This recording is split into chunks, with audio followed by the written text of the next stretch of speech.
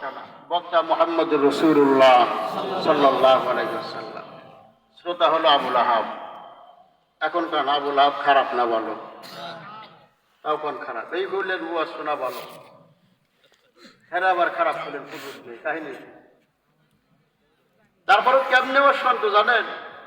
আপনাদের নিচে বসার একটা সামিয়ানা দিছে, উপরে একটা সামিয়ানা আছে যাতে কুয়াশা না লাগে, এই জন্য বসছেন। খালি মাটি হলে কয়জন বসতেন? বসতেন নেই না। এই লোক উপরেও কিছু ছিল না, নিচেও কিছু ছিল না, একেবারে কোন কোনা শীত মাটির ভিতরে বসে রাসূলুল্লাহর ওয়াজ শুনে। সুবহানাল্লাহ বলেন। সুবহানাল্লাহ। এত আস্তে করেন সুবহানাল্লাহ। সুবহানাল্লাহ।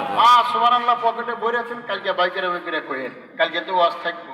হ্যাঁ, গান শুনলে তাল আসে আর ওয়াজ শুনলে ঘুম আসে। মসজিদে যা খুতবা শুনলে ঝুমিয়া পড়ে, কয়টা রহমতের ঘুম।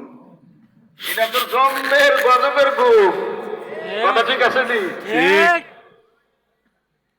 ভাই সকল বোঝেন, আমি খুব শর্টে বেড়ে দেব। তাহলে আবু জেহেল ওয়াজ শুনতেন, কি করতেন? রাসূল কারীম সাল্লাল্লাহু আলাইহি ওয়াসাল্লাম দিনভর তাবলীগ করেন, দাওয়াত দেন। কেউ পাগল বলে, কেউ আঘাত করে, রাসূলুল্লাহর দিলে কোনো ব্যথা পায় না। রাসূলুল্লাহ রাতের গভীরে আল্লাহকে ডাক দিয়ে বলে, আল্লাহ,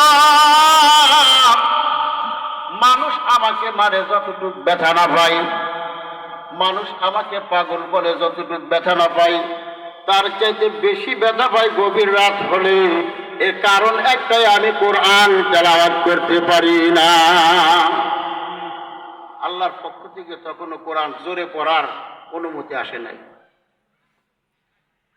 প্রত্যেক দিন দিনভর দাওয়াত দেয়, মানুষের আঘাত খায়, রাত্রিতে এসে আল্লাহকে ডাক দেয়া কয়, আল্লাহ, যার জন্য এত আঘাত খায়, যার জন্য পাগল হয়ে, যার জন্য মানুষ আমাকে লাঞ্ছনা দেয়, ও মালিক, যদি ওই কোরআন একটাবার চিল্লায় পড়তে পারতাম, মনে হয় সব ব্যথা দূর হয়ে যেত।